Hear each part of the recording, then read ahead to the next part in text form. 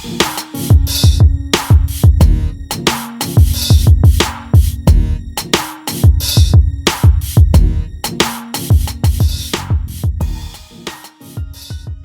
here we go. Right now, we are about to drop in. What's good, world? It's your boy Big Jax. You are dropping into the KC Juice podcast. You know, we are here doing our thing. I got my man, my co-host, my guy, the Stitch Wizard. The Stitch in the house. Porter. Heathen, what it do, bro? Man, I'm up in here, man. I'm interested to see what we gonna talk about tonight. Man, you already know. We got a guy in with us tonight, man, that is an icon in this city. Stop. Very much. No, real talk. Very much. I mean, that's just, you can play like you ain't if you want to, but the real deal is my man, my guy, Sean Ray. Sean Tyler, what's good, bro? Never met me.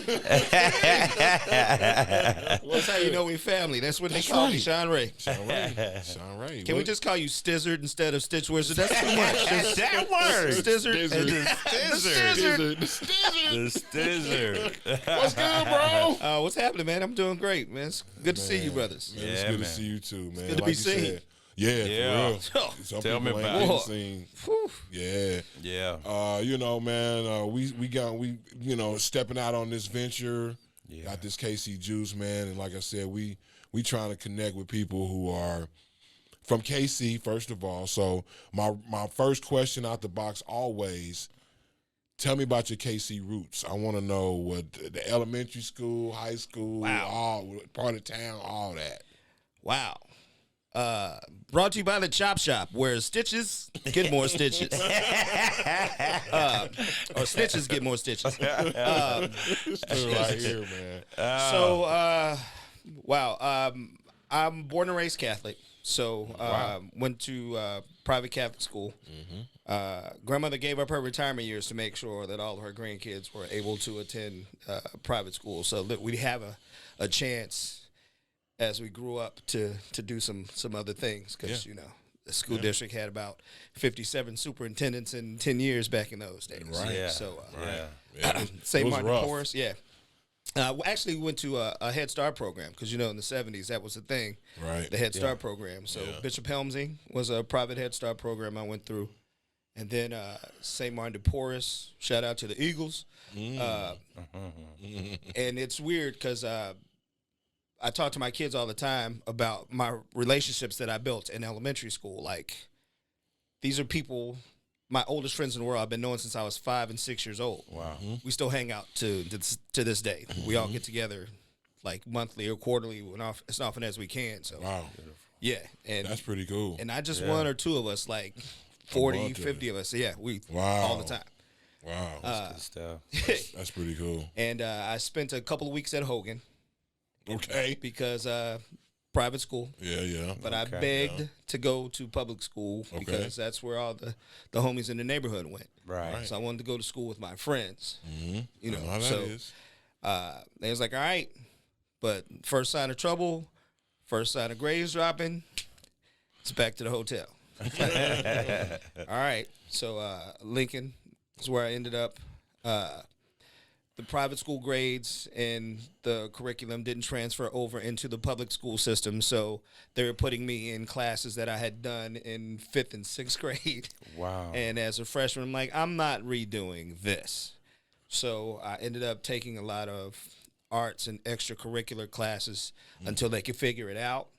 And by that time, I was already entrenched in the drama, debate, and all that other stuff. And we moved, ended up going out south, ended up at Southeast, and Okay. that's where the story ends. That's where it all came together for you. Nights of the Round Table. The Knights, baby. The night. So, But I claimed them Blue Eagles. I mean, them Blue Tigers. the Blue Tigers from Lincoln. I got you.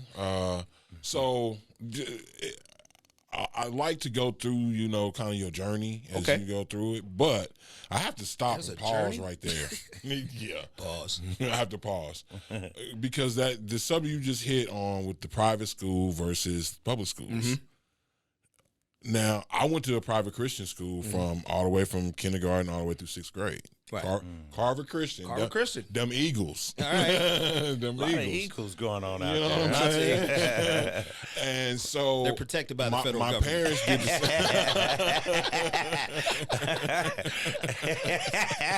I already know. but my parents, like you said, made the sacrifices that it took to do that. But it's just, do you think it's probably not gotten any better at this point? You think the ability or the difference when you went to public school and you were taking stuff in high school that you had took in 5th grade at the private school? That's a problem, bro. Well, That's the problem huge. was because Lincoln was Lincoln College Preparatory Academy for Accelerated Studies North Campus, by the way. It's like a Tribe Called Quest. You got to say the whole thing. Wow. They were the crown jewel in the Kansas City public school, and they still are to this day. Still are. So there it was like, you're going to have to prove to us that you deserve. You can't just walk up in here because you went to a private school. So Right. we need you to start you at the bottom and see if you can work your way out of this hole if that's where you belong. And I was like, so I'm the baby of 9, always the smallest. When I graduated high school, I think I was 5'5". Wow. So I remember my first day at Lincoln like it was yesterday. I'm at my locker, and I'm just opening it up. And here comes 4 or 5 cheerleaders. And they're all surrounding me like, oh, he's so cute. So this is how cool and advanced Lincoln College Preparatory Academy for Accelerated Studies North Campus was.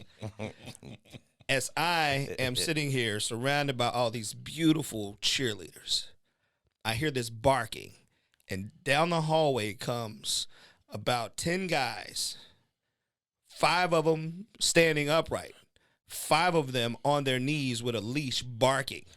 They were being hazed into a high school fraternity. Wow. The LA Dogs. The Wow. LA Dogs. So this is going on, and I'm like, again, from They a were private ahead of school, their time. and I'm in this environment. I'm like, what in the hell is happening right now? So as they're coming past me, they stop because all of their cheerleaders, their girlfriends, are surrounding this little dude. They're like, who the hell is he? So I think it was Gerald Counts Wow. says, hey, little man, you know the junior building's across the street. I was like, You little dude. right. Sorry, sir, but I'm a freshman. It's like, no I'm like, so I'm sitting there talking or whatever, and I'm cool with the upperclassmen now. Wow. Right. So, because these are the guys who was like, oh, you know what, you ain't scared, you standing, he's like, come on, little fella, let me show you around. So I ended up, but Nice. that's what was happening at Lincoln. These guys had a high school fraternity. The LA Dogs. And was hazing their boys right out in public. And this is like, everybody's in class because there's nobody in the hallway In the but me, school. their cheerleaders, and these guys. So I'm like, they must be running things. Like, They gotta be the you dudes. hazing people in the middle of class? Sir, what's happening right now? And they were, because they were in the band. And they're talking, at this time, this high school band I got you. rivaled college. They spent their summers with the Marching 100. Right. That's how dope Lincoln's high school band was back in the 80s. Yeah. And that band produced some of the greatest musicians and producers in music history. Yeah, You talking, the guys that started Low Key and went on to play with Jimmy Jam and Terry Lewis and all of this stuff. So, Yeah. Came right out of that band. it came out of that school. Them your boys right there. Yeah, big brothers. I love Low Key, man. Yeah. So that's what happened on my very first day of public school. Public school. First day. Yeah. Yeah, so I mean, it's just interesting to me, the idea that I would love to see. I heard Killer Mike was talking about the idea that it would be nice if we could just make our public schools be everything that they need to be, so we don't have to feel like we either got to go to the suburbs or we got to send our kids to private school. And his name escapes me right now, Dr. Bedell, Yes. who was the former superintendent of the Kansas City, Missouri public school system. He recently left to go and take on another challenge. What he did when he came here was turn the school district upside down. It's like, listen, y'all been doing it wrong this whole time. I get it that the state has a curriculum that they want to put into these schools, but these schools are failing because you're not giving the students what they need, and they need to understand their culture and connection to where they come from and where they are. So we have to meet them where they are. So each school in each neighborhood, he kind of helped craft to cater to the kids from those neighborhoods. Yeah. Wow.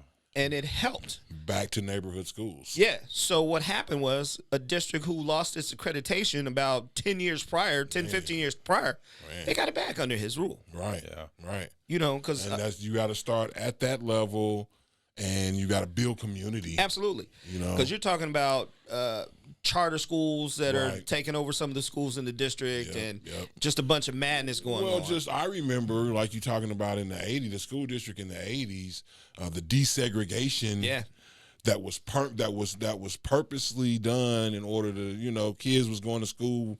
You live down out south almost, and you going to school up north. Like everything was so crazy because you're trying to desegregate a school district that was like 80% black. So- what kind of sense did that While make? you're talking about Kansas City history, I learned this about Kansas City, which is still one of the most racist, segregated cities in the nation. Still. But now it's just kind of an accepted behavior because it is what it is, and that's just how it is. So there was a period like right in our lifetimes, by the way. So between like right after King died, everything broke loose. There was, my brothers tell me about tanks rolling down the middle of Brooklyn Avenue. Wow. Trying to keep blacks on their side of town. Like they weren't allowed to live, we weren't allowed to live south of 27th Street for a long time. Like not until like 1970, 71 Yeah. were they allowed to start moving out south. Yeah. Wow. So everything that was black in this town was north of 27th Street. Right. So when that happened, a lot of families did move out south in Grandview. And like I grew up on 71st in Indiana, and we were some of the first black families to move out in these neighborhoods. So when Southeast closed as Southeast and became the African-centered school, Right. we had a big all-school class reunion. So I met some people from the very first graduating class of Southeast, and we had a couple of the young ladies, students from the very last class that graduated from Southeast before it changed to African Centered. And I have a picture with them. So we're watching these yearbooks and these conversations, how Southeast went from 100% white 100%. to 100% black Yeah. in 5 years' time. Wow. So in 1969, there were some prominent African Americans who were making some money. They were working either at Ford or GM, or they were doctors or lawyers or dentists or whatever. And they had the money to move out south. Now, there was redlining going on, so there were certain neighborhoods that they could not live in. Right. But then certain neighborhoods, they didn't have like a red line charter, so they could live in those neighborhoods. Now, it wasn't easy for them, but they saw, all right, well, they're taking care of their lawn, their kids are well dressed, they're well mannered or whatever, so we just won't bother them. Right. So you had those students out there. So now you have 3 or 4 black kids here. And then when that happened, it went from 3 or 4 black kids to 20, 30 black kids to 120 to 150 black kids to 300 black kids. And those families were like, oh, no, they're coming out here. We got to go. Yeah. So they moved out because Lee Summit at one time was all farmland, Yeah. all farmsteads. Yeah. Yep. So they started building houses out in Lee Summit, and Raytown became a much bigger, and then Grandview became a much bigger suburb. And then as Raymore. But as the blacks in North Kansas City, so as the blacks started moving south more, they started leaving. So the last stronghold on the school in the district that had majority white students was Southwest. And in the early 80s, that began to change. Because Southwest is sitting in the middle of a very Waldo. wealthy neighborhood at that time. It's like, Yeah. you Still is. it still is. But, once that changed, then, I just looked at the yearbook and marveled like, wow, this is absolutely insane. How, and, some of the older white people who were graduates of Southeast before, they're sitting now and they're telling stories about, man, there was, I can't think of the name of the family that was there, but they had 3 sons. They were all very tall and they played basketball. So he's like, we always gone to state, but we'd always lose that state until these brothers came in and got on the team, and they reluctantly let them on the team. But once they got on the team, they started winning championships. It was all good. Okay, now. All good. As long as we can win. And he was telling that story about how he had never even really seen a black person in person before. until like on television, you know, watching the civil rights movement and seeing Dr. King and Jesse Jackson, all those people, like that was the only time he saw black people on television. So when they moved in the neighborhood as a kid, he was like, fascinated. wow. Wow. And of course, you know, his family's telling him, like, we don't talk to them. No, this is not how this works. Yeah. But he's like, playing on the team with these guys, he got to see that there's no difference between them and me. So he said that he had black friends, but he only have black friends at school. He could never go home and talk to his parents about them. They could never come over. He could never go over there with them. Wow. Like he said, his dad would sit out in the parking lot and sometimes in the gym when they had basketball practice, when they found out they were on the team. He said it was absolutely crazy what was going on. Wow. But he said slowly it began to change minds of the kids. But then you still have those parents who are like, Yeah, no doubt. this is how we're doing. So watching that change. That's where it always comes from. Yeah. It always starts at home. But it was just interesting to watch that switch at Southeast and how fast it happened. Oh, yeah. Yeah, absolutely. I had heard you say that about redlining, and it was so interesting to find out that Kansas City was the model. Mm-hmm. It was, I mean, I don't know if I should mention the name, but J.C. Nichols was the godfather of redlining. Yeah. It's like, wow. And The sad part is it was almost like a trading places experiment to him as a bet with some of his friends. yeah, To see if it would work. Yeah, and it did. and it absolutely did. And not only did it work well here, it worked so well that it spread all the way across the whole Minneapolis, country. Minnesota, you know they what I'm took saying? over next. Yeah, it was like I was telling somebody, we talked about it before too. When you go to the National African American History Museum in D.C., and when you get to that time period where they start talking about redlining, when the first thing is a map of Kansas City. Yeah, Just- Country Club Plaza. because you it shows Parkway. very clear where Troost. Troost is, Yeah. and all the black people over here, and all white people over here, and that's just how it is. And we talk about redlining out south. I remember as a kid, we moved out south in '76, and I remember my father. There's a neighborhood, Kirkside. They had a place, Kirktown. There was these of the townhouses right by the neighborhood, and I remember my father was adamant about not being on that side of Blue Ridge because it was completely redlined when you go back and look at. So you're talking about a school district that was probably at that time 80% white. But Ingalls, the elementary school right there by Kirkside, was 98% black. Wow. Now, how does that happen? Yeah. There's only Yeah. one way that all the black people are right here. So do you know about Watermelon Hill?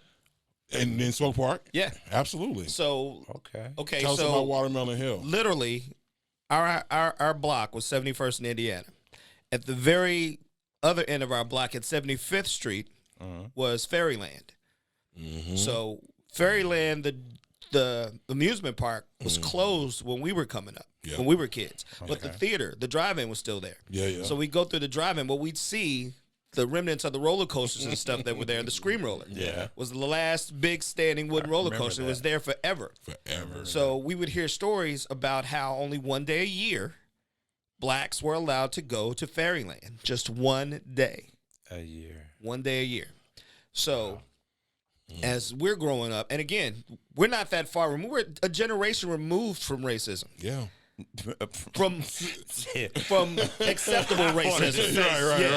Right. From acceptable racism. From legal racism. Legal racism. Right. So, Swope Park is the second largest deciduous forest in North America. And all that means is that it's a forest where the trees die in the winter and come back in the spring. But it is the second largest in North America, and it's the second largest municipal park, second only to New York City, Central Park. Wow.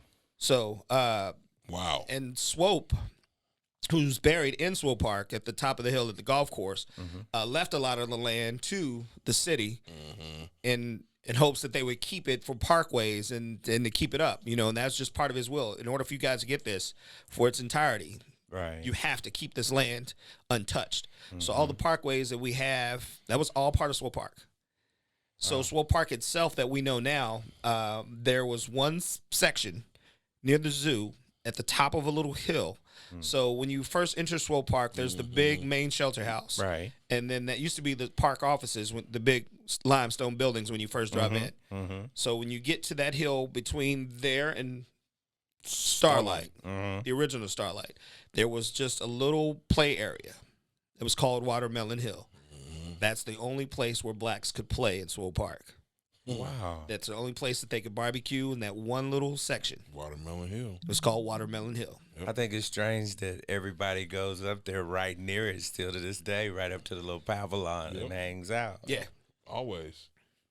And they were given that area by the white people in that area since they were there. It's like, oh, y'all want to put, y'all going over there and eat your little watermelon over there on the hill. And that's why that's called where it came from. Watermelon Hill. So, yeah. That's Man, I KC learned right something there. today. And it's crazy, though, again, because we're a generation removed Yeah. from that. We right here. Yeah, that we're not very far from that at No. all. No, we're not. And as a matter of fact, I remember as a kid, it was still called Watermelon Hill. Like Yeah. that was where black people went to go to Swope Park. And it's weird to hear my older brothers and sisters tell these stories about going to school or dances or where you could and couldn't drive or walk or shop or any of that stuff. And, you know, I'm like, you're my sibling. Yeah. And you weren't allowed to do That's not any even, of that that's stuff. not even a generation. See what I'm saying? Yeah. That's So your for some of sibling. us, we're like, right there. just missed it. Yeah. I was talking to, what is his name? Block Henry? Oh, one of the H&R Block brothers? David Block. He was telling me, you know, and I could tell he was so proud to say about what is the place on 63rd? The Landing. The Landing. That was his project, you know, and I just thought to myself, wow, I didn't know that. And the you Landing was know? an open air shopping facility. There was no roof on the Landing. Wow. Did you know that? I did not. So it was a big courtyard. It was enclosed from the outside, but there was no roof in the middle. So it was like outdoor shopping, enclosed kind of. Kind of like these outlet malls now. Sort of, but like Just on a smaller yeah, scale. but there was just, you know, the elements were out. You were out in the elements. So all that the cobblestone Stonework, or whatever, the stonework. that was outside. Right. So all those statues and stuff that we grew up jumping on and taking Man. pictures of, and those were all outdoor entities. Yeah. So, because that's really your neighborhood right there. Yeah. That's really where you was at, definitely. So, all right, we got you, you know, growing up in the hood. So, it wasn't long from there that you started doing radio, right? I mean, No. interning. I mean, you was, So I used to work at this clothing store on 35th and Prospect called Wild West Fashions. Wild West Shout out to Arden D. Fashions. Mustafa. So myself and Suleiman Salam, we worked in the store together, and we used to always do character voices and entertain customers and just have a lot of fun. It's just how we kept them engaged and shopping and spending money. Wow. Freddie Bell used to do live broadcasts from Wild West Fashions on Fridays. Elder Bell, baby. Yeah. So we're having fun, and Freddie kind of comes up to goes, "Hey, y'all ever thought about doing bits for a radio show?" We don't even know what you're talking about. What are you even talking about? You just said blah blah blah. What are bits? Right. Womp womp womp womp womp. So he told us, you know, Saturday, come up. I'll show you guys how to run the equipment and explain all this to you. So we went up and we created some characters for his morning show. It was Freddie Bell and Diane Devereaux at the time.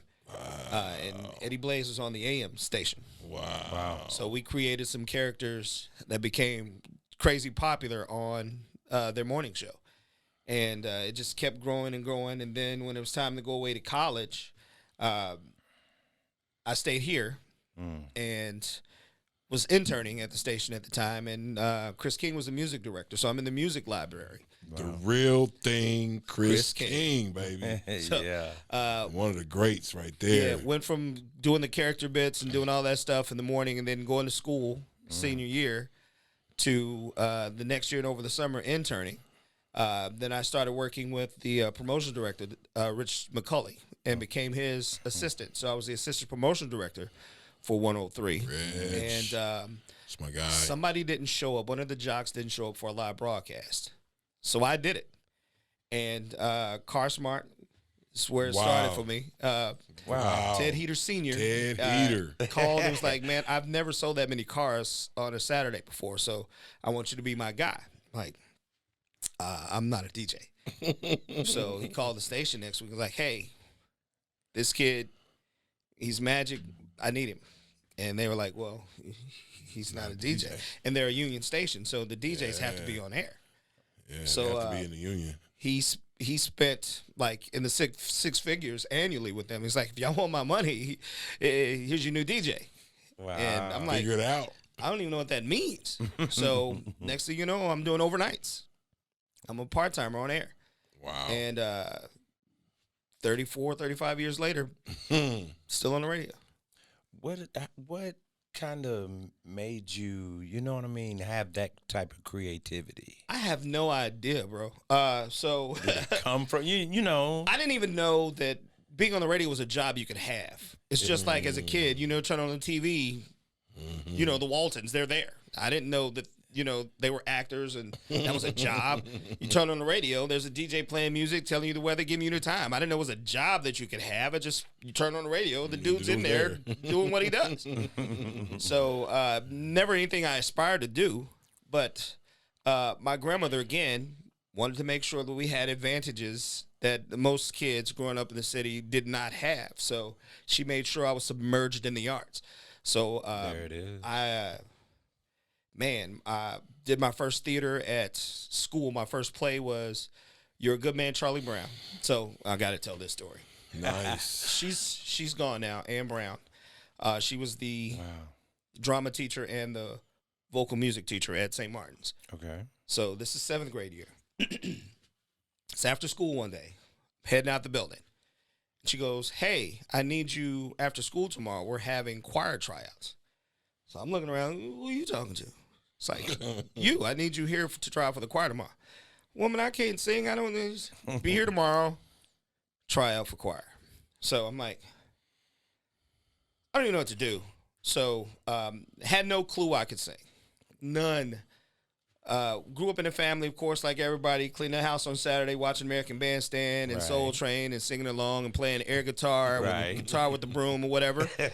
And then we're all singing, but none of us are paying attention to the fact that who can and who can't sing. We're just cleaning the house. Right. My mother was a huge fan of the Whispers. So I can sing every freaking Whispers lyric there is. So it's the only music I knew. Scotty and Walter. Yeah. Only songs that I knew by heart. So I have to try out for a choir the next day. So Whispers it is. So again, I have to mention and reiterate, I went to a predominantly black private Catholic school. I am auditioning with the Whispers for choir at this Catholic school. So we're not paying attention to any of the lyrics that we knew as kids. The music was good. We didn't pay attention to what they were saying. So here I am, all 5 foot of me, singing "Have You Ever Been Kissed" down your back, round to your navel. You got that, So I get through the whole song and I'm getting that part, and then Sister Kathleen Marie goes, "Stop, okay, you're in. No more of that. Yeah, just stop. So I'm like, what? Had no clue. So ended up getting in choir, which led to me having to audition for the school play. Did You're a Good Man, Charlie Brown, my 7th grade year. And I get the lead role. I'm Charlie Brown. Wow. So, again, no clue I had any of this talent. And so blown away were these audiences every night. Standing ovation. So well did I do this freaking part, to this day, some parents refer to me as Charlie Brown. Nice. All they remember. That's what you made that much of an impression on them in the 7th grade. 7th grade. So I end up, every year Starlight does 5 or 6 musicals. One of them is done locally. That's just part of them keeping federal funding or whatever. They do a local casting and everything. So 7th grade year, they're doing Oliver, they did Annie my 7th grade year. So I get asked to audition. So I ended up getting a part in Annie, being a street kid and part of the choral or whatever, because it's a bunch of girls in there, so it's not a bunch of parts for guys. Right. So the very little speaking parts they have for guys and singing, I was in them. very first professional acting gig. Nice. I had to join SAG. Yeah. Yeah. So next year, 8th grade year, they do The Wiz. Wow. I'm the lion. Nice. Again, everybody's like, You're killing it out right. there. So I'm like, still had no clue. So then I get another chance to audition at Starlight for Oliver. I get in Oliver. Wow. And, it just goes on from there. So my grandmother just made sure I was submerged in all the arts. After that, she made me get into dancing school, and it was crazy. So all my background in theater and music, I owe it to my grandmother. Nice. It's just one of those things where, and I say it all the time, you have to give kids opportunities because you just have no clue.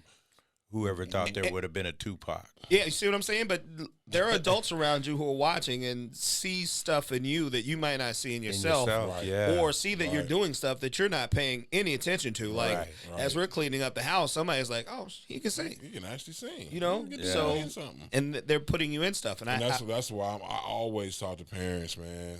My kids grown now, but I always talk to younger parents, man, about getting your kids involved and pay attention to pay your attention kids. to. Yeah, don't just throw them in whatever you want to Right. be. Because Right. while you're throwing in there to play games to get out of your face, you might have the Right. next video game designer. He might, coding might be in his DNA. Right. Yeah. Right. You And a never lot of know. these kids, it is. Yeah. Yeah. And they take to the technology and Oh everything. my It God.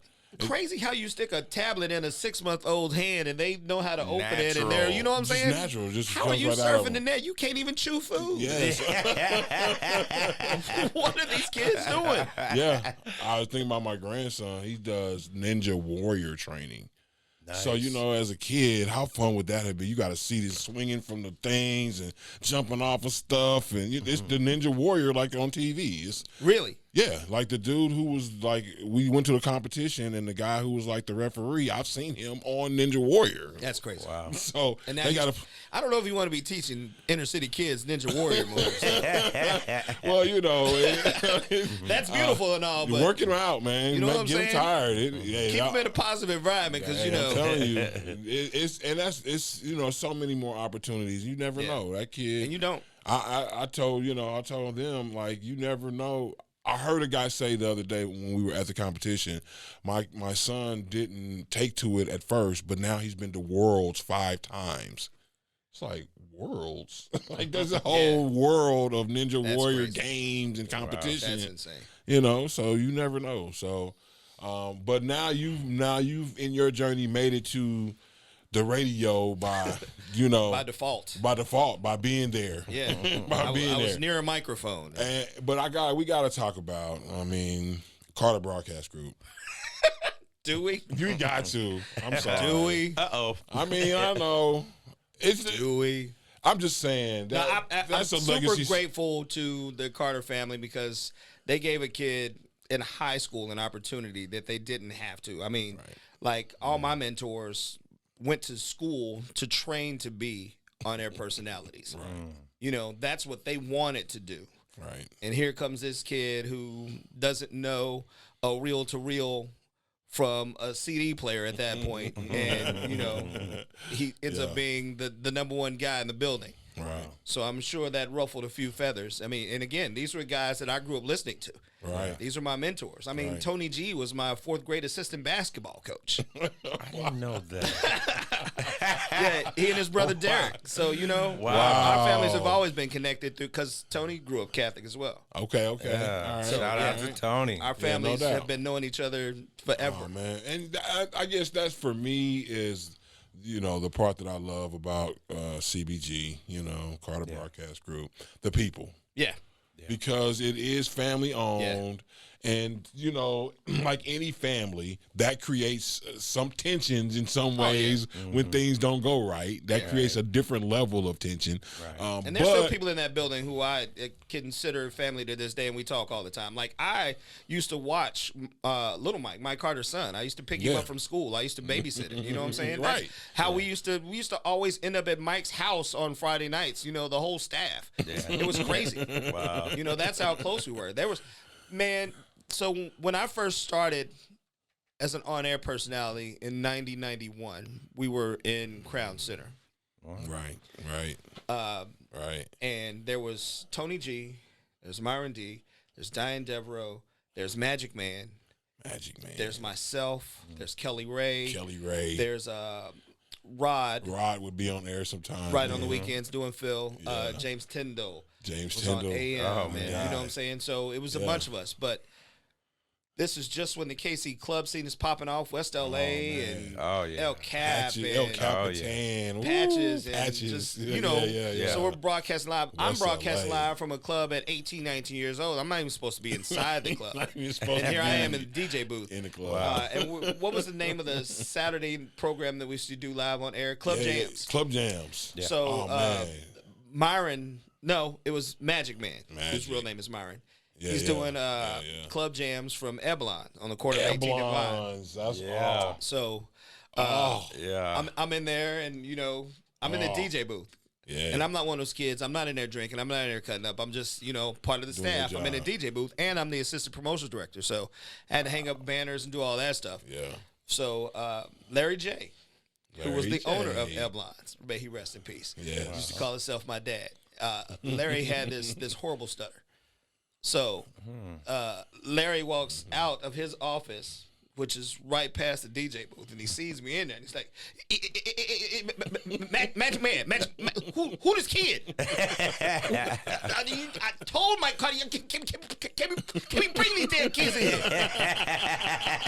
So we're trying to explain to him, you know, that I work for a station. I don't give a damn. You got you stand outside or something. You can't be in this DJ booth. So I end up going outside or waiting or whatever, and then, you know, finally, you know, he just lets me in, and we're in there, and then I'm broadcasting live from there eventually.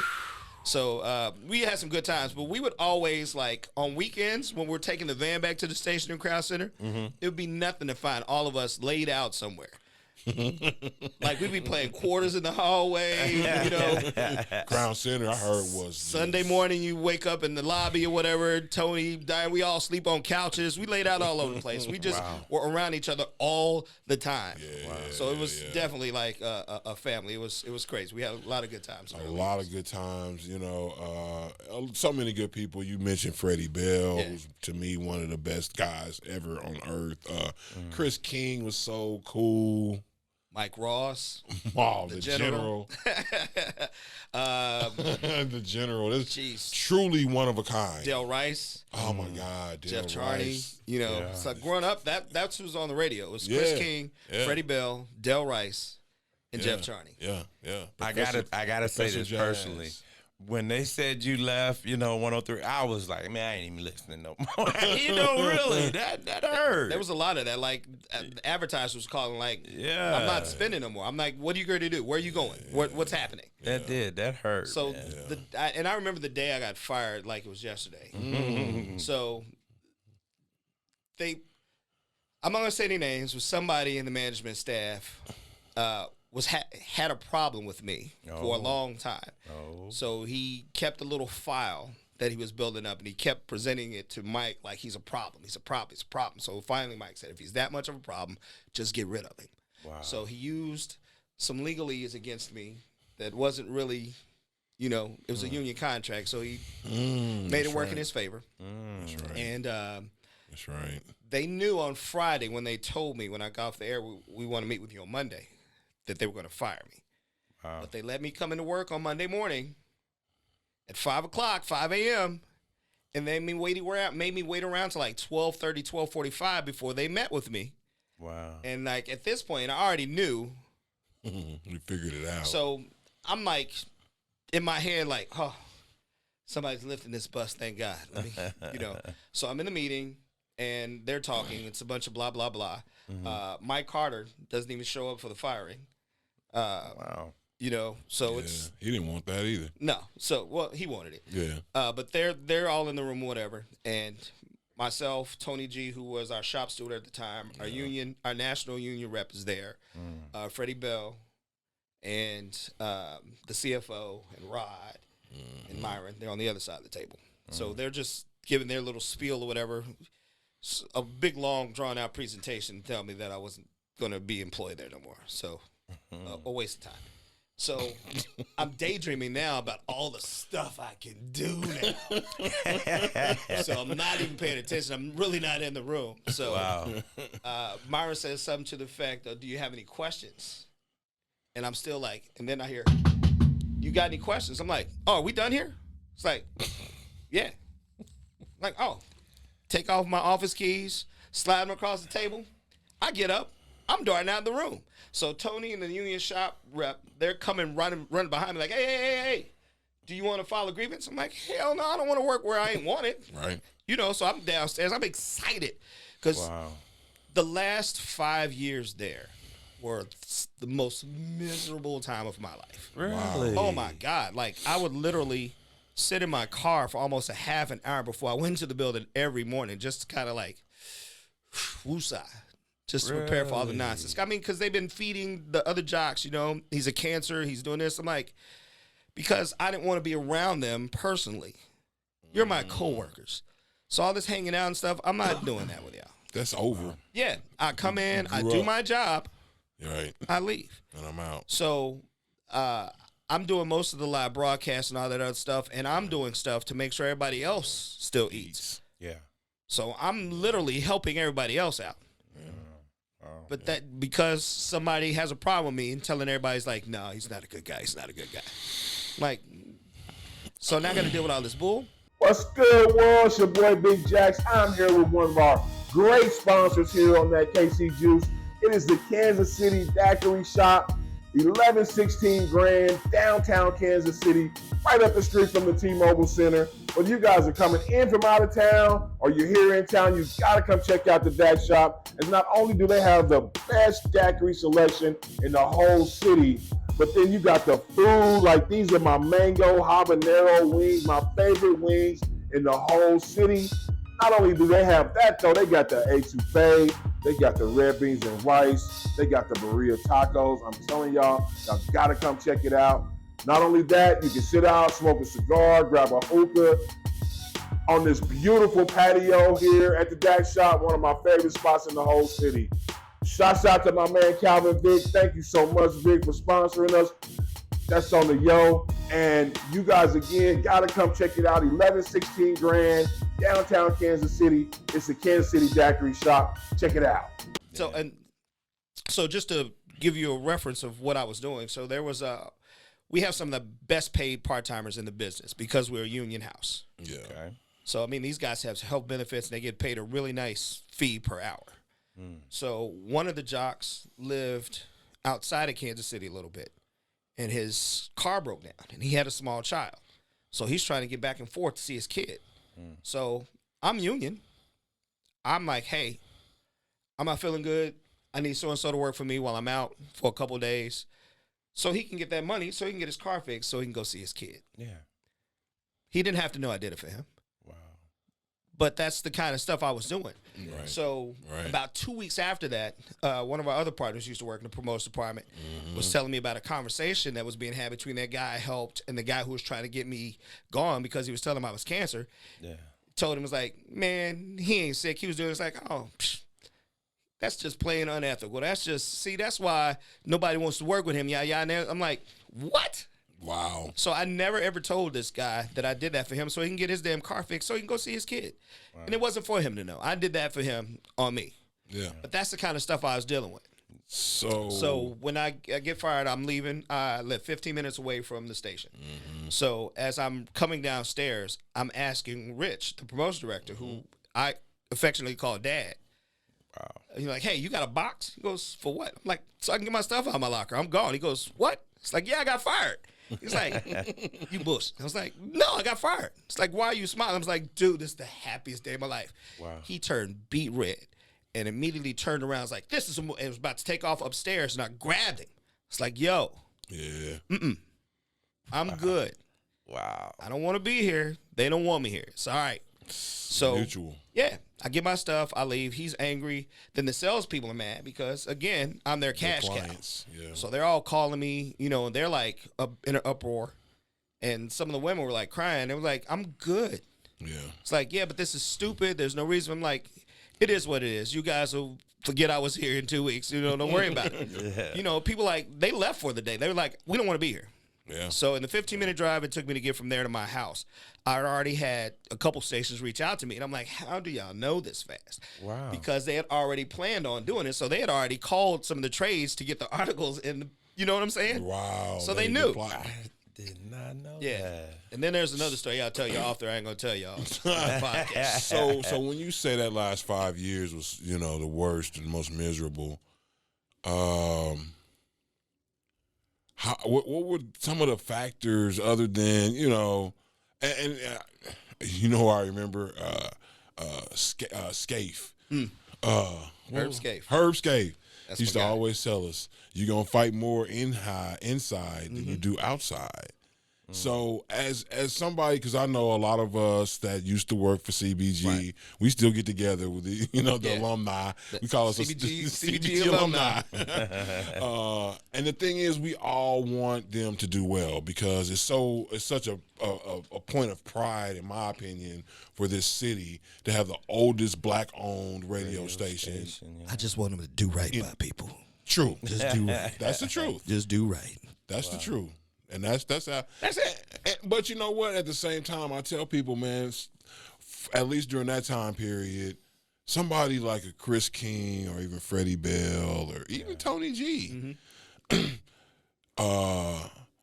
a normal one of these corporate radio stations, they would have been gone. Oh, man. Chris King had a 30-plus some odd year career. Freddie Bell had the same. Yeah. That just You know, does I not was there for happen in 20 radio. some odd in one spot. In one spot, It doesn't happen. it does not happen. Because people come in and they buy stations and they get rid of the Yeah. entire staff. Yep. They change the format. Change the Everybody's format. gone. They don't care if don't you care. were never a fan of that and you're a country fan and they start a country station. You can't work here. you can't. You work gone. it. New regime. We don't know you. You're not in our circle. You know. Yeah. Yep. Yeah. So like I said, you do want to see them do right. You want to see them do well, and we talk about that sometimes when we're together. Is that we want to see them do well because we love CBG, man. It's a pride thing here. in the city. Sometimes Oh, it is. money get to people and it becomes a whole different thing. yeah, That's no where doubt. jealousy rears its ugly head. No doubt. Yeah. Human nature is human nature. That's George Thurlow. George Thurlow. He tells Mr. Johnson would tell us all the time, man. Human nature is just human nature. And not the Michael Jackson song. No. But you will ask why? Why? Yeah.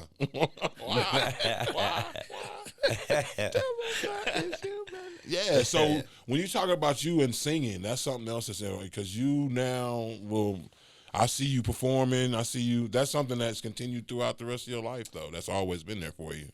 And it's funny because I don't like to do it. Really? Well, I won't say that I don't like to do it. I'm not one of those people like people say, "Oh, if I could sing, I'd be singing everywhere in the grocery store, in the car, in the shower." Yeah. I don't sing anywhere. I sing at the rehearsal and I sing on stage. I don't sing in the car. I don't sing in the shower. I don't That's sing funny. walking through. That's funny. You know. Because I know, of course, we got to talk about Tech and Strange. You know what I mean? Like your association with them for all this time. So I was Tech's original road manager in 1990, 91. Yeah. I was part of a management group called Skinhorn Management that was started by another one of my big brothers from Lincoln College Preparatory Academy for Accelerated Studies North Campus. Say the whole thing. Darren Story. And Darren had Darren reached out Story. about me helping with A&R and doing some stuff there with him. So got Tech signed to his first major record deal with Jimmy Jam and Terry Lewis's Perspective Records back then. So I was assigned to go on the road and be a part of that. Because one thing about me, I don't care. I'm not a fan of humans, first of all. So who you are Humans. doesn't impress me in the least bit. Really? Yeah. Oh, so that's nice. Excuse me, you're in the way. I don't care. So on my wall growing up, I didn't have like Michael and Prince, and I'm fans, but I didn't have their posters up on my wall. I had posters of some of my favorite Royals players and my friends. That was it. I'm never impressed by any of that. Who are your favorite Royals players? Oh man, like Willie Wilson and Oh, Frank Wilson. White and Rice. Buddy There it is. Biancalana and There it is. Yeah, uh, you said Willie Wilson and Frank White. I'm good. yeah. Okay. So and it's weird to actually know them and Right, like you know? their numbers Yeah. are in my phone now. It's like it's like I will fanboy with them. Right. Like I talk to Frank all the time, because I used to call him Mr. White. Don't call me that. Don't call me that. So yeah. we talk about stuff all the time, and Wow. matter of fact, I'm supposed to call him next week.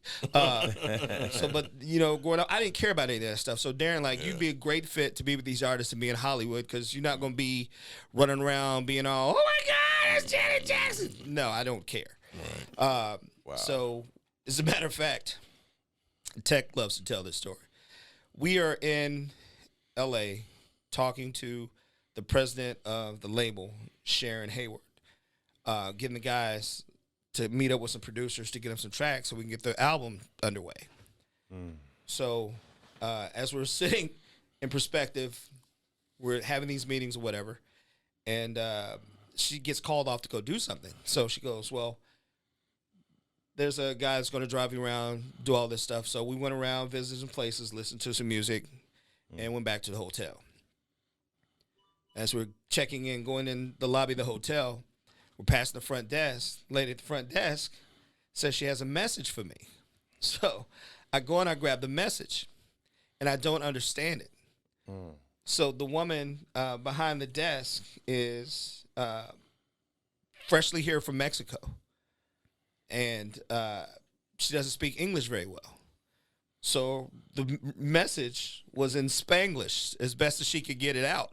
So I'm looking at this message, and I read it like 50 times. I get on the elevator. I'm still reading it. Don't understand it for nothing. Get upstairs in the room, and I'm like, Icy Rock, can anybody, do you understand this? So they're all looking like, what the hell is that? I'm like, I don't know. So I'm reading it and trying to read it out loud, and I'm something about seeing the minister of Society at 7:30. So I'm thinking maybe it's a producer or somebody named Minister they want us to talk to, and I'm like trying to figure it out. And I keep going over it, and then something tells me in my Catholic school butthole tone in my head is going, read it in the Spanish accent. So the message read, would you like to go to the Minister Society premiere at 7:30? But I had to read it like it was the only Minister Society at 7:30. So I was like, Minister Society premiere at 7:30. Yes, I want to go. Do y'all want to go? It's like, what? Like, how did you figure that out? I'm like, Yes. just read it with an accent. They're like, son of a silly. bitch. Like, I Yeah. cracked the code. Right, you did it. So we end up going to the premiere. I'm all Hollywood fresh.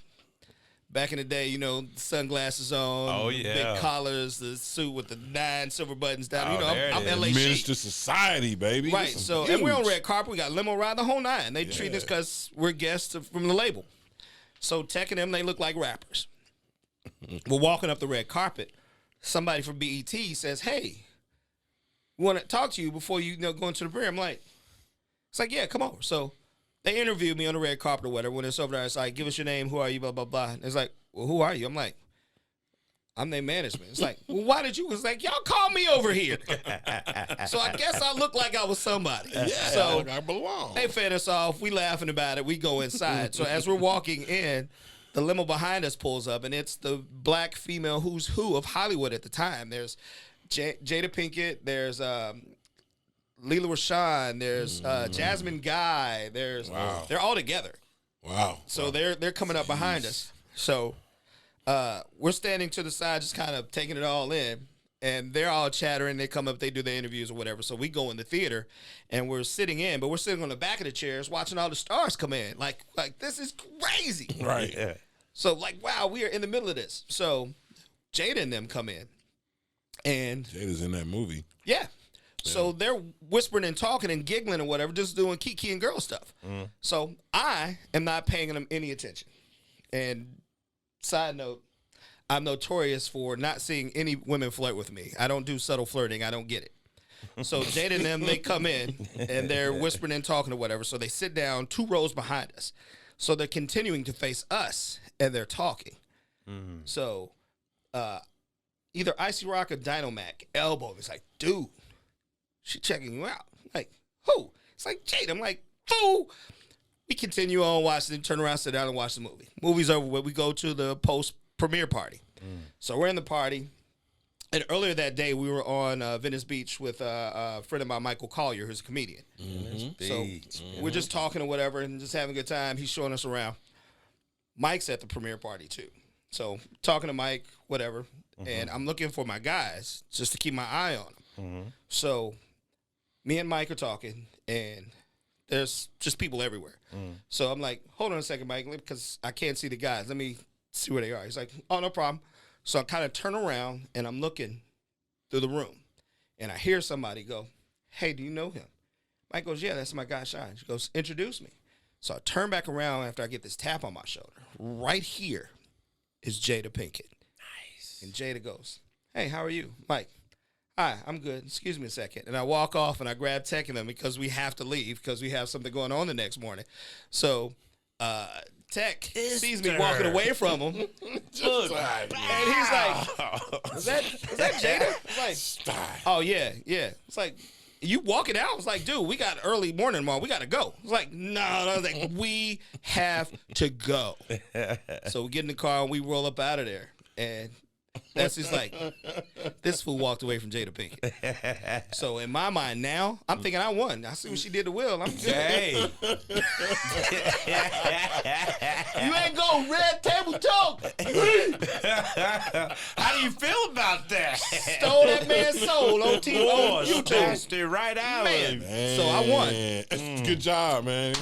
That's stay focused. Yeah, but that's the whole thing. Like when I'm you don't working, like humans. I don't play around. Wow. I don't mix business and pleasure. I'm working. Nice. So that's why he sent me out there. But I had to tell that story. But it worked for you, huh? I mean, and now. That approach. So because now it's 30 years later, and you're still working. Huh? So when the deal didn't work out with Jimmy Jam and Terry Lewis, and Tech had a couple of other things going, and I stayed in radio until they got all that figured out. He and Travis met. And he was in the beginning of that. Yeah. And now we have Strange Music. So we just had Forte on last night. So. Okay. Yeah. So when I got fired from 103, Tech calls like, bro, you ready to come back home? Non-compete. I can't work no place else. So why not? So I went back to Strange. So that's about almost 10 years ago. And I've been in office at Strange as the Director of Communication Artist Manager for the label. Nice. So what does that mean for you, like on a regular, everyday type of thing? What is your purpose? What are you doing for them? So everything from making sure that we don't get Me Too'd on social media or, they're not going off about something that they should be going off on, and working with our social media department to make sure all their socials are clean and good, and coordinating interview schedules and travel schedules and all that stuff when they're on tour. And now, after the pandemic, I've done everything from style the music videos to help produce some of the stuff. I'm singing on a lot of the freaking tracks that come out of there. It's just a lot going on now. Wow. That's one thing I love about Strange is Strangeland. That whole idea of putting everything right there together with everything you need to be able to execute what you guys need to execute as an independent label. You know what I mean? Like, you don't got to go nowhere. And we still keep it, 100 wherever we do, because I'm in the Chop Shop every now and then periodically getting stuff for tour clothing and stuff, because Chop Shop was there in the beginning doing stuff for Tech and Strange Music. Absolutely. In the very beginning. So, Yeah. we ain't forgot none of that. This is home. Yes, sir. Yeah. Yes, sir. We all we got. We are. Great no doubt. relationship. Yeah. Yeah. Sure. And it's funny because we can't. This generation for us, because we are hip hop. I mean, that's our generation. 50 years. When you then talk about hip hop in Kansas City, there is nobody but he is the king. Like, literally, like. And Tech and I have this conversation a lot. Tech is of the mindset that don't put me here when it comes to KC hip hop. Of course, he has been the most, I don't want to say prolific, but he's been the the most recognized of local hip hop because he is the biggest independent hip hop artist on planet Earth. Planet Earth. But I mean, when it comes to Kansas City hip hop, everybody's got their place. You got Rich the Factor and the Love Popper 'em. and all. Love There's 'em. levels to this, and you know, I love all of those cats, bro. yeah. Like, And, like and every Tech will be single the one first of one to them. tell you, like, you know, Love I all have of my them. lane and I'm doing it. Rich has his lane and he owns it. The Yes, Popper he has his does. lane and he Yes, owns he it. And then you got does. people who, you know, Now you did it got and- the newer artists. You know, there's a lot of the sleazy world go. yeah, and Sully 4Q, and you know, it's some, yeah. But in the reality of it, you know, we can say whatever else we want to say, and I appreciate his modesty, but to see what he's been able to do, in my opinion, as now a 50-year-old rapper, like Yeah. the idea that he's still relevant at all Yeah. in this game is amazing to me. Other than doing an old school, what I used to do, the songs I used to sing tours. Yeah, like, and I look at him all the time like, stop. The busier he is, the busier I am. So the more stuff that I have to do. And the beauty in Strange Music is how Tech and Travis are 50-50 partners. Right. Travis runs the business. Tech is the talent. yeah, And they don't cross over. right. You know, Travis is like, y'all rap, I don't rap. I don't even rap President's Day Christmas. Right. Somebody else do that. Yeah, do you. Right. I'll make sure that we got the money right. Well, and to me, and that's just outside looking in, of course. And of course, we know Tech, but and I say this to people all the time. You have to understand, Tech is a consummate artist. Yeah. Like now that he's in a position where he can go in a studio and make music pretty much whenever he wants to, and then he gets an opportunity to take that out on the road. That like this dude, I saw him. It was a video I was watching. This was several years ago now, and he was at the office behind the conference table, and this whatever song that he was releasing, he couldn't even just sit there and let the song play. He's up now performing the song behind the desk by himself. Like, and it just hit me right then. Like, this dude loves to perform. He, right before the pandemic, had just received an award for the most performed artist in hip hop music. Tech had done almost 315 shows that year. There are 356 days in a year. He did 315 shows that year. I remember them telling me that they do like average 250, 260 a year. That's crazy, man. That's just him. Because we have other artists that are touring and are all over the place as well. Wow. He did 315 shows that year. That's working it, bro. And he's still going in the studio and recording music and shooting music videos. Wow. That's crazy. And he's still signing artists and doing it. And he does. Tech records his cadence into a vocal recorder so he won't forget if he has an idea. So when he plays it back, he knows how he was phrasing and wording stuff. And then he'll write it down in his notebook by hand still. Wow. And that's how his process is. Wow.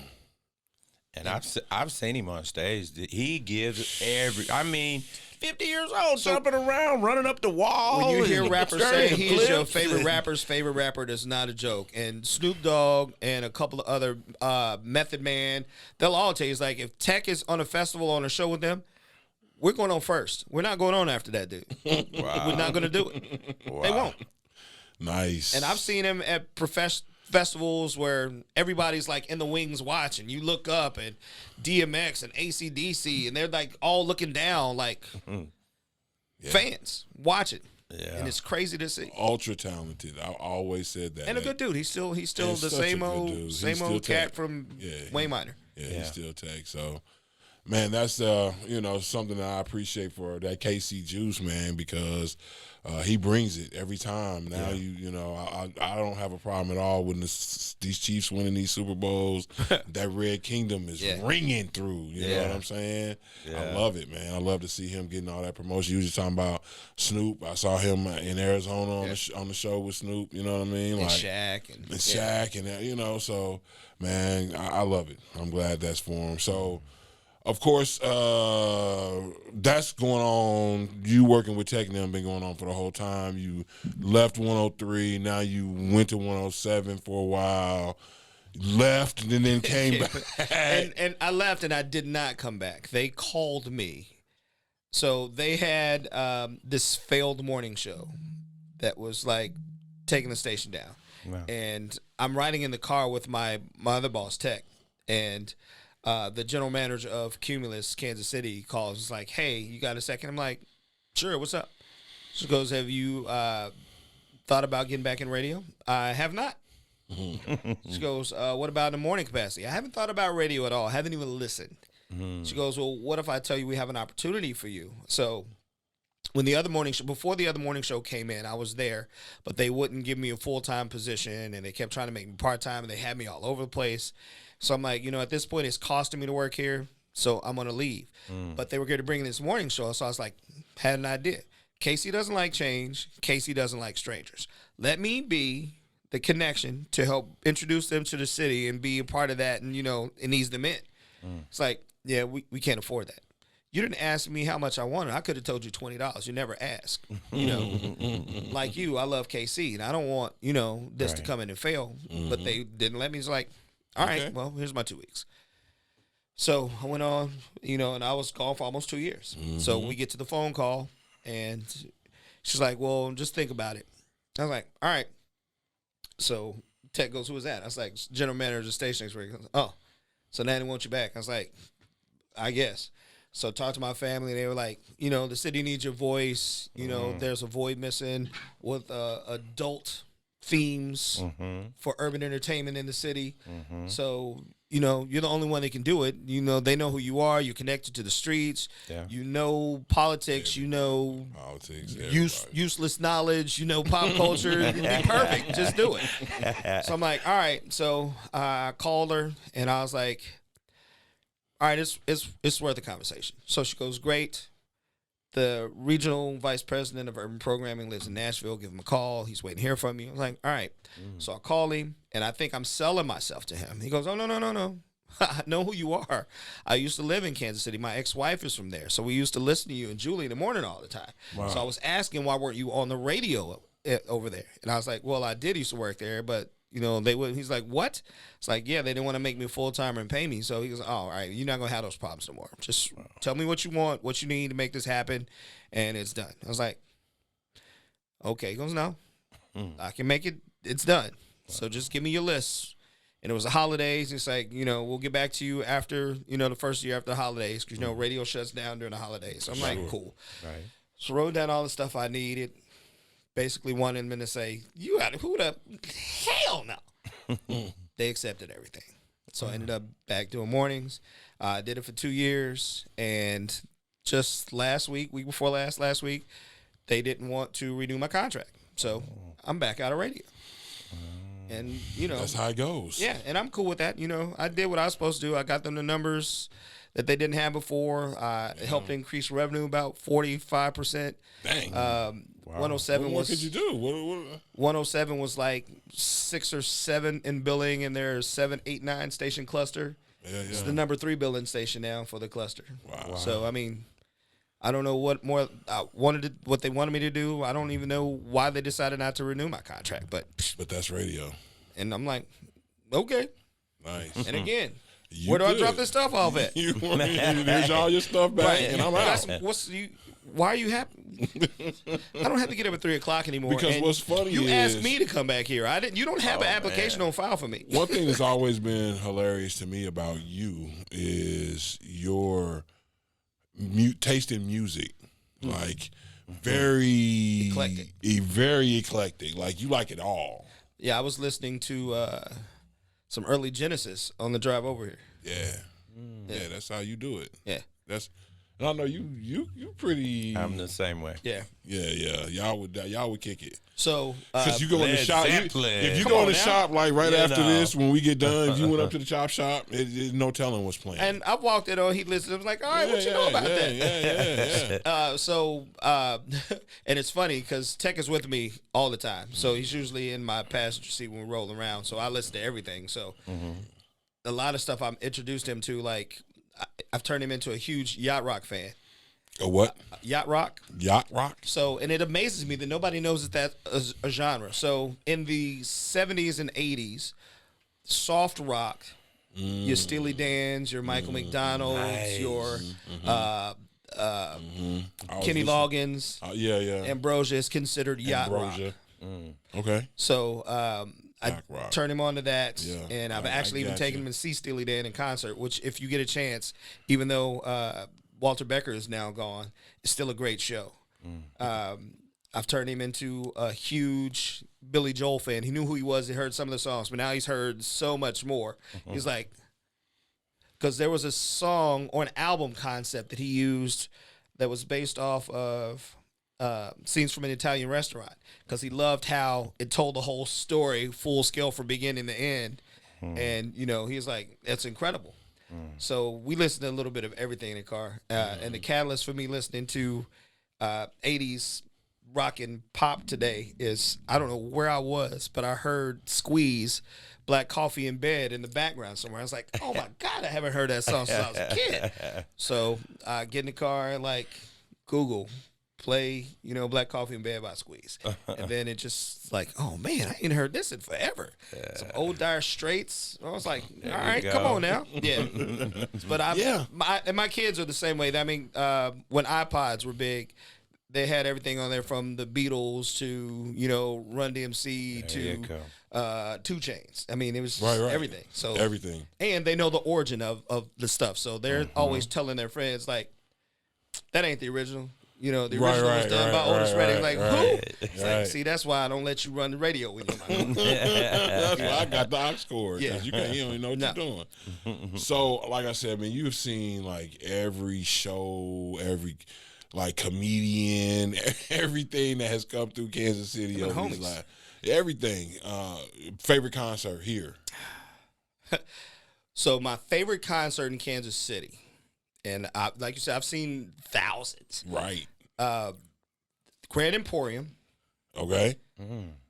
Dave Koz, and Phil Perry. Okay. In the early 90s, they had a record together Phil called Nothing Perry. But the Radio On. So they were touring together. So at this time, I didn't know a lot about Dave Koz. He had 1 or 2 songs that I really, really liked, but I didn't know anything else about his catalog. And the 2 of them together, I'm like, Phil Perry, who's from St. Louis, is an amazing singer. Yeah. Me, Diane Devereaux, Tony G, we went to the show.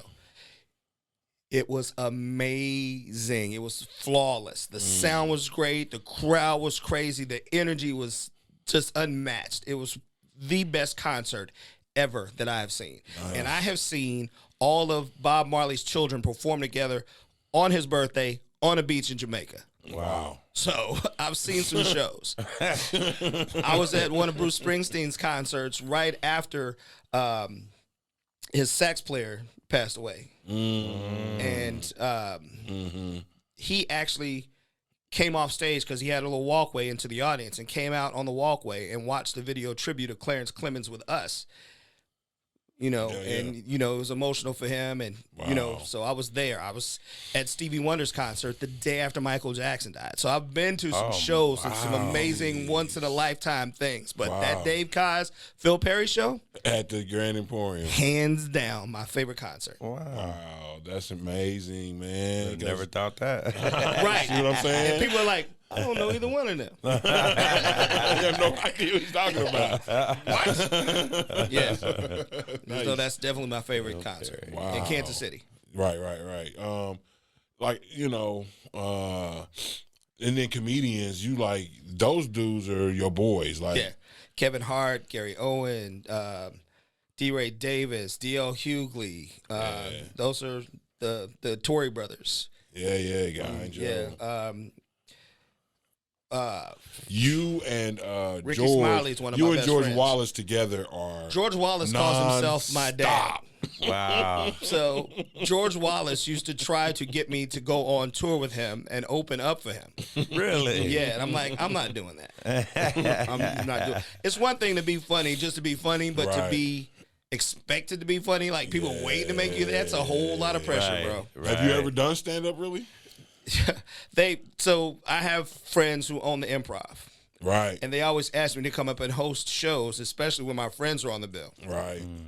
So when you're hosting, Yeah. they require you to be up there for about 3 or 4 minutes. And if you ever try to stand in front of an audience and tell jokes for 2 or 3 minutes, it's a long time. Yeah. So one night, I want to say it was either Ricky Smiley or D-Ray. It was Nephew Tommy.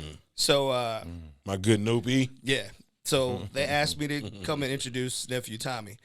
So I'm like, all right. So, of course, Tommy goes, we're going to do a couple minutes. I'm like, I don't have anything written. He's like, do you ever have anything written? And you always cracking jokes. Just go up and do it. I was like, all right, I don't know how this is going to turn out. You want me to warm the room up for you? He goes, you got it. So I go on stage, and I'm like, hey, I'm Sean Tyler from radio station. How y'all doing? Appreciate y'all being here tonight. Welcome to the Improv, yada, yada, yada.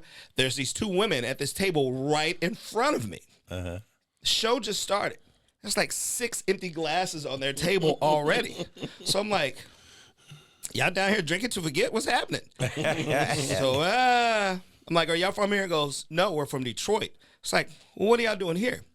We work for one of the automotive companies here. It's like, oh, okay, I get it. So what do y'all do? Said, we work in quality control. I'm like, I'm sorry, what? we work in quality control. I'm like, this show ain't even started yet. And there are literally 6 empty glasses on your table. You're telling me that you were in charge of quality control? They go, yeah. It's like, see, this is exactly why I drive a foreign car. So everybody's laughing or whatever. So it's like, what are you trying to say? I'm like, y'all drunk already. The show just got started. So the Improv's got these brick walls behind them.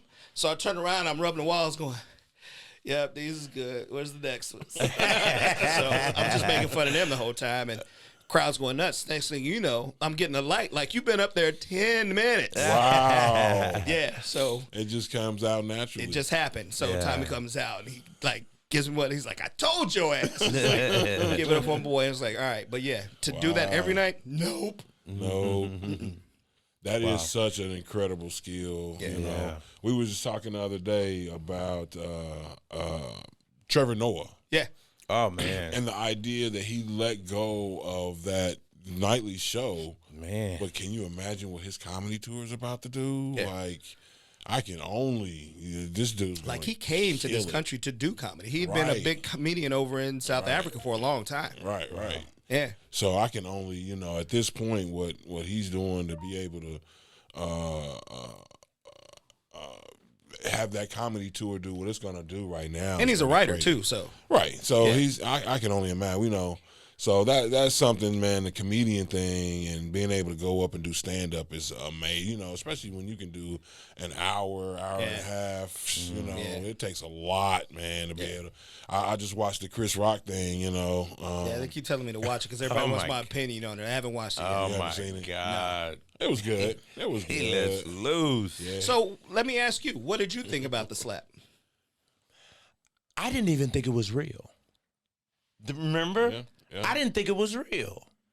For the longest time, I just did not. I couldn't believe he did it. There was no way that was real. And then when I found out, I was like, oh my God. Because every black man that I know immediately said, if anybody walks upstage and slap me, we fighting. Right.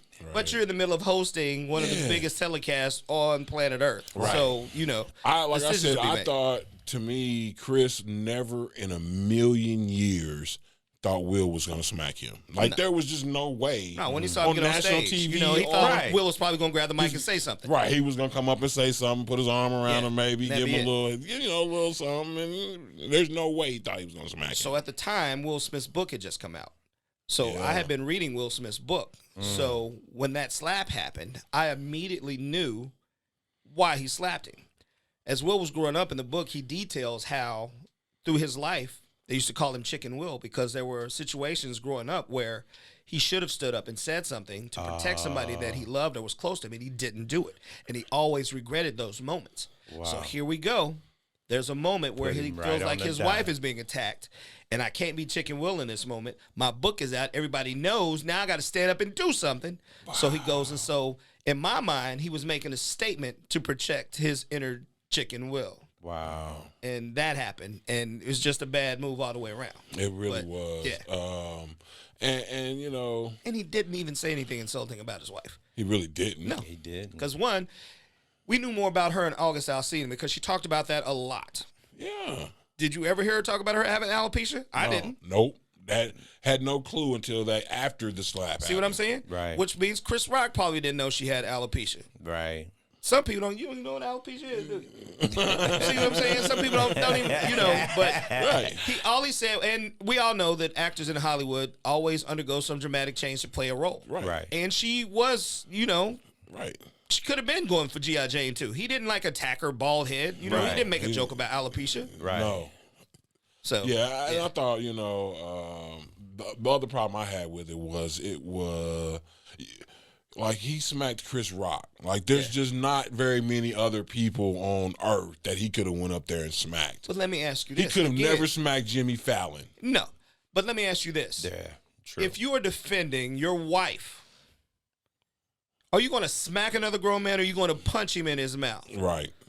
If you are defending somebody you love, you're not smacking anybody as a grown man. Definitely not smacking another man. You're going to punch him in the mouth. Right. That's how I knew. It was like, you just picked the wrong time. You went up there and you was already in, so you had to commit. So now I got to do something. And like Chris said in the special, this is a dude who we all have loved for years. I mean, to me, what Will Smith and Jazzy Jeff did for the hip hop world in terms of getting it to a mainstream level. First hip hop Grammy Award. Independence Day, when Will Smith saved the world. Do you hear me? Men in Black. I mean, Men in Black. I mean, this dude is somebody that we have supported for all this time. So to see him on that night when he was already expected to win the Oscar for a movie that I thought was absolutely was one of his best performances. And people don't even remember him winning the damn Oscar because he even- stole the whole night Right. with that one goofy And movie. he stole all that thunder. Yeah. Again, from a movie that I've watched a number of times because I really, honestly enjoyed it. And for him to steal all of that with that smack was totally unfortunate. I hate that. What was the movie? Madea Does Summertime? I don't remember. Yeah, that's him right there. Madea Does Summertime for the Oscar, and we're gonna get Drums, please. Spike Lee's gonna. Yeah, that was funny. You haven't seen it though. Oh. Chris talks about that. Oh, wow. He says, He I got lets summertime. He said, I got summertime ringing in my head. Yeah. Drums, please. And I think I told a joke on the radio like a couple weeks after that, and I was like, "Are we allowed to play Summertime? Because I hear it slaps." Oh, that's too funny. That's hilarious, man. Stolen already. I'm gonna use that one for sure. Right.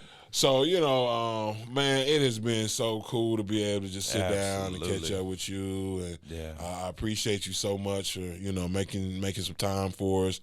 It was Y'all the funny. big brothers. It's either I come or y'all catch me somewhere and rough me up. So. No, man, it's all love. People, you can't say nothing bad about Sean. Well, and again, I love Diane Devereaux. That's my sister right there.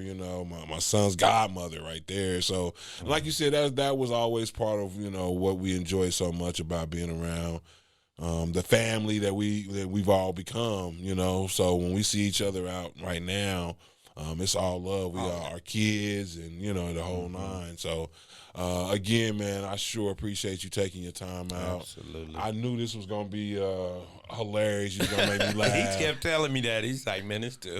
This dude right here is so I appreciate so y'all crazy, having me. man. Yeah. So, all right, man. Well, again, you have been locked in with this KC Juice. My man, the Stitch Wizard, man. Appreciate you, bro. Stizzard. Stizzard. Yeah, he's always gonna give you a nickname. He gonna switch it. He gonna switch it up. That's Jack Stack. Yeah, that's I've been Jack Stack. Yeah, always for sure. So Sean Ray, thank you, brother. Appreciate you. Thank you, bro. Appreciate y'all, man. All Thank right, you. y'all. We gonna hit you up next time on this KC Juice. Yeah, I am out. Peace.